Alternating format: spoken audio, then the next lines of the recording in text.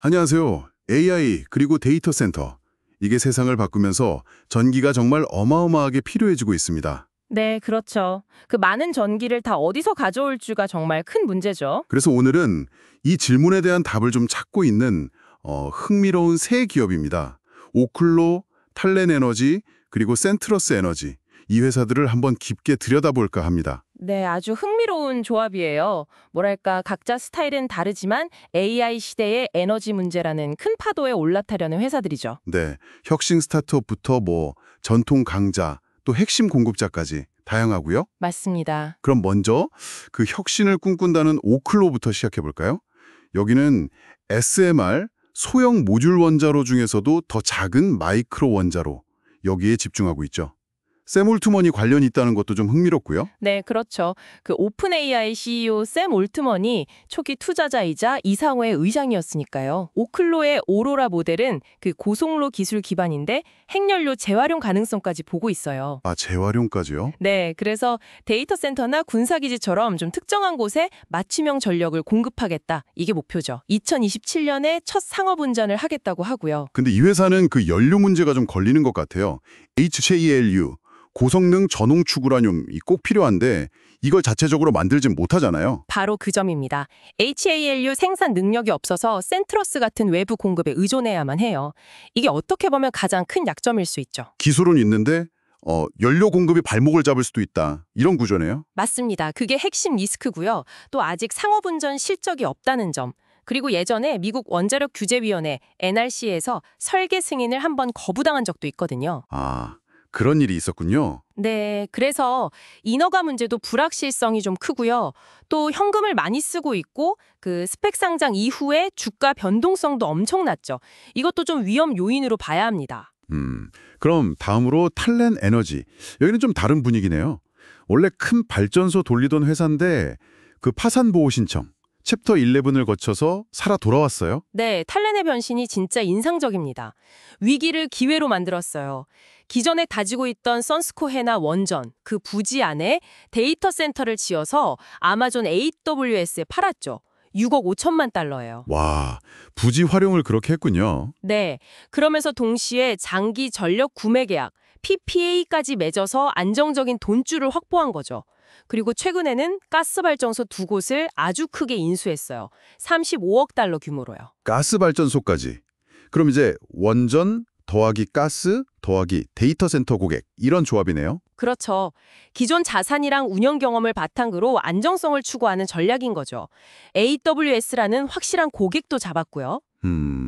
안정성은 좋아 보이는데 근데 또 인수를 크게 하면서 부채 부담은 좀 늘었겠네요. 네, 맞아요. 부채 부담이 커졌고 또 도매 전력 가격 변동이나 규제 변화 같은 거에는 좀 취약할 수 있습니다.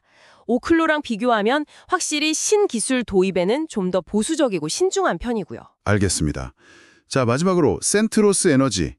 이 회사는 이름부터 뭔가 중심, 센터 느낌인데 원자력 연료 공급 전문이고 특히 HALU 생산 라이센스를 미국에서 유일하게 가지고 있다. 이게 핵심이네요. 그렇습니다. 센트러스는 그냥 핵심이에요. 기존 전웅축 우라늄, LEU는 주로 중개 판매를 하고요. 차세대 원자로에 꼭 필요한 HLEU는 직접 생산합니다. 오하이오 파이크톤 시설에서요. 미국 에너지부, DOE 계약 하에서 진행하고 있죠. 아, 정부 계약이군요. 네. 그런데 최근에 그 러시아산 우라늄 수입 금지 법안이 통과됐잖아요. 네네. 이게 센트러스한테는 엄청난 기회가 된 거죠. 미국 내 HLEU 공급에서 거의 독점적인 지위를 갖게 됐으니까요. SMR 시장이 커지면 직접적인 수혜를 볼 수밖에 없는 구조입니다. 정말 독점적 지위네요. 근데 아까 오클로 리스크 얘기할 때도 나왔지만 이 HLU 수요 자체가 SMR 상용화 속도에 달린 거 아닌가요? 시장이 생각보다 늦게 알리면 어떡하죠? 정확합니다. 그게 센트러스의 가장 큰 리스크죠. SMR 상용화 속도에 따른 HLU 수요 변동성, 그리고 정부 정책이나 예산에 대한 의존도도 높다는 점도 고려해야 하고요. 러시아 LEU 금지 관련해서도 단기적인 영향 같은 얘기가 있던데요. 네, 일부 보고서에서는 그 유예 조항이 끝나면 단기적으로 영향이 있을 수 있다고 지적하기도 합니다. 그러니까 센트러스가 분명 열쇠를 쥐고는 있는데 그 문이 언제 또 얼마나 활짝 열릴지는 아직 좀 지켜봐야 하는 거죠. 자, 그럼 정리를 좀 해보면요. 오클로의 혁신 기술은 센트러스 연료 없이는 돌아가기 어렵고, 그렇죠. 상호 의존적인 관계죠. 탈레는 이미 가진 자산과 운영 능력으로 AWS 같은 큰 고객 잡아서 안정적으로 가려는 전력이고요. 네, 검증된 모델로 가는 거죠. 그리고 센트러스는 HLU라는 핵심 자원을 꽉 쥐고서 앞으로 커질 SMR 시대에 뭐랄까 문지기 역교를 하려는 거고요. 맞습니다. 세 회사 모두 AI가 불러온 전력 수요 급증이라는 큰 흐름에 올라탄 건 맞아요. 그런데 각자 타고 있는 배도 다르고 항해 전략도 다르고 또 마주한 위험도 명확히 다른 거죠. 기술이냐, 기존 자산 활용이냐, 아니면 공급망 장악이냐. 서로 다른 곳에 베팅하고 있는 셈입니다. 네, 오늘 이렇게 미래 에너지 환경에서 주목받는 오클로, 탈렌, 센트러스 세 기업을 좀 깊게 살펴봤습니다.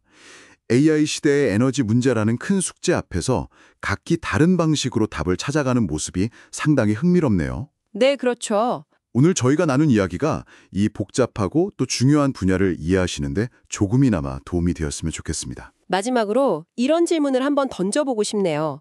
앞으로 이 세 회사의 관계는 또 어떻게 변할까요? 혁신 기술, 기존 인프라 활용, 핵심 자원 통제, 이 중에서 과연 무엇이 AI 시대 에너지 경쟁의 승자를 결정하게 될까요? 흥미로운 질문이네요. 어쩌면 이들이 경쟁만 하는 게 아니라 서로 협력하면서 또 다른 새로운 에너지 생태계를 만들어갈 수도 있지 않을까요? 그 과정을 지켜보는 게 앞으로 굉장히 재미있는 관전 포인트가 될 것 같습니다.